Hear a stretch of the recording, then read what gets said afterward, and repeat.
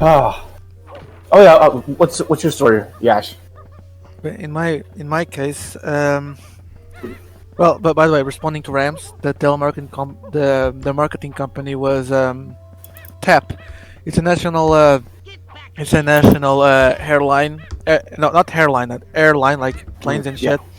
Yeah. That well, he was scheduled to mark the flights and whatnot, and also he was in charge of solving complaints that customers had. So you got pretty much every day people that were pissed and whatnot. Yeah, because the plane schedule was canceled or something like that, or delayed. Or other shit of the sort. Yeah. Yeah. In my case, my job, I'm gonna tell you like the first week, and it's a big ass story. So no, actually, no, I'm gonna try to summarize to the best of my abilities. I haven't had a job since I well finished high school, and I was about to start getting a job. And then COVID happened. So since March up until November, I've been home doing God knows what. And I finally got this job, human resources. And when I got interviewed, I thought I screwed up the entire thing. But to my surprise, the guy that made the interview called me and said I was hired. I went in, and during the first day, it was Yeah.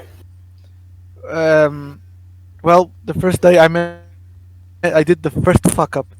I arranged an interview with a foreign girl, but the thing I forgot to disclose with the girl is that she needed to speak proper Portuguese in our company.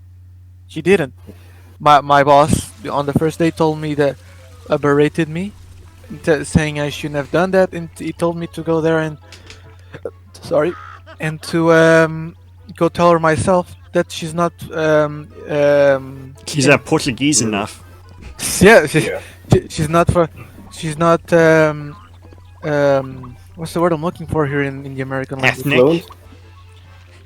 Uh, she's not Fluent? No. no, not fluent.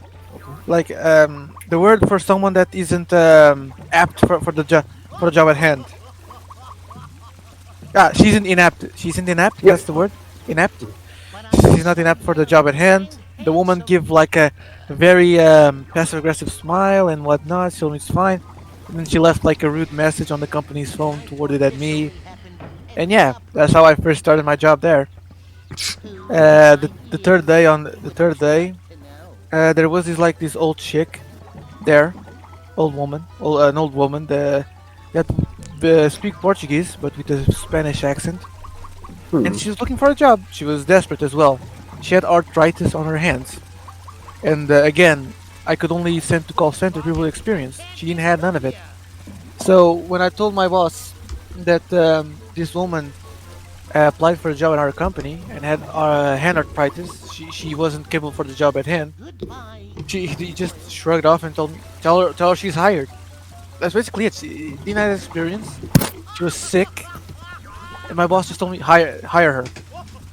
And well, again, I was against it, but I had to call her saying that she's hired to do the basic heavy lifting. And luckily for me, the woman never picked up her phone. Luckily for me.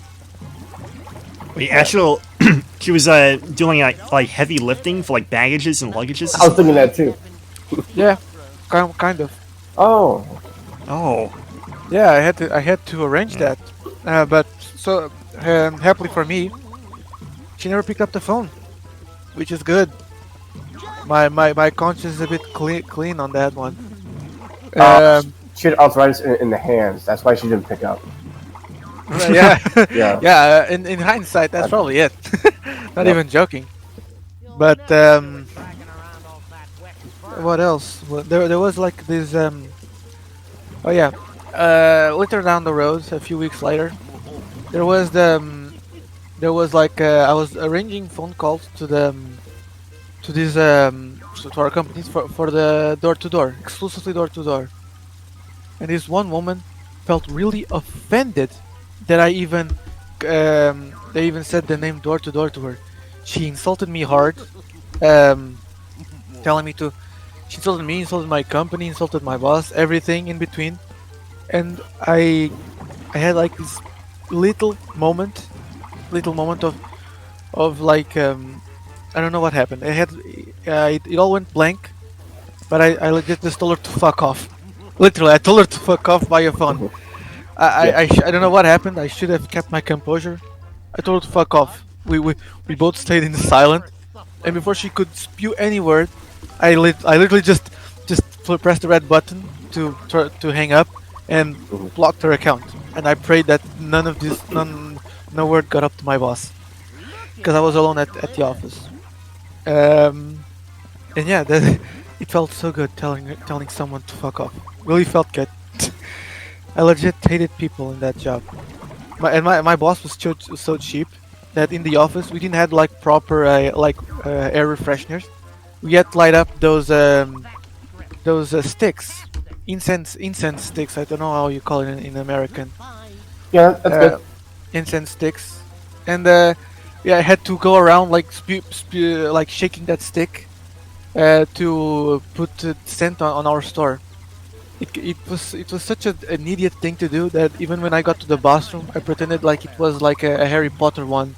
And I just kept jiggling the ones playing names, just to keep my sanity or make light of a worse situation. Yeah. Do you know any spells? Wingardium Leviosa. No, dude. It's not Wingardium Leviosa. Oh, it's Wingardium Leviosa. Come on. Yeah, it's Leviosa. Wingardium no, Leviosa. no. Don't bring that up, please don't. Come on, Oni Cartoon is a legend. You need to respect the man himself. He's still doing something? Actually, Yeah, he's actually doing some stuff. Oh, wow. Like recently, he did an animated like an animaniac. He did a short cartoon with like still images of him and Psychic Pebbles in like a vet place with monkeys in cages. Oh, I see and it. Psychic Pebbles has voiced all the monkeys there. Also, Only Plays did a CGI Final Fantasy parody for the Final Fantasy VII remake. Ooh. actually, Oni Cartoons, the only thing I know him for is the Game Grumps channel he has, like the Oni Plays one. Yeah. That's the only thing I know he's been doing so far. The Oni Animations channel has been abandoned and only to be revived for him to do an ad for a video game he's making. Well, I mean, he did the Final Fantasy VII remake animation as well as that monkey cartoon that I talked about. I was not aware of it. Don't know. It has been years. Check up the channel, Leo. It has been years since I watched this stuff. I miss Ding Dong and Julian from Only Plays. I heard a little bit of a controversy thing with Julian, actually. What happened with him? Julian only left because he thinks Let's Plays are bad. Like, they make fun of games and game developers, and they don't actually play the game for enjoyment. They play for comedy, and he wants no part of it anymore. I've never heard of anything like that before. That's kind of a stupid. I believe he said that on his, was it a Tumblr page? Because he, draws and stuff. Oh. That's kind of a stupid reason. Yeah, I know. I mean, But at least Ding Dong comes back sometimes. Because Ding Dong is working on a video game he's making with the bunny with boxing gloves. I forgot what that's called. But that's the only reason why he left. I was not aware of that. That's more controversial. I mean, in some way, if it was phrased better, if it was explained or rephrased better, the reason, I probably would agree with it. But at the same time, I won't support it. I can somewhat see his point, but I don't support it.